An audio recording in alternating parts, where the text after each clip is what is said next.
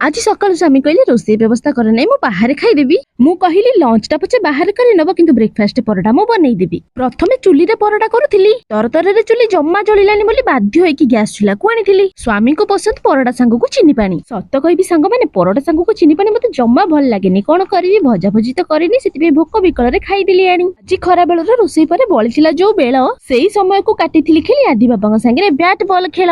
Lunch रे भात डालमा कुंदरी आलू भजा खाई मा पुओ जाइथिलु 2 घड़ी पे सोई।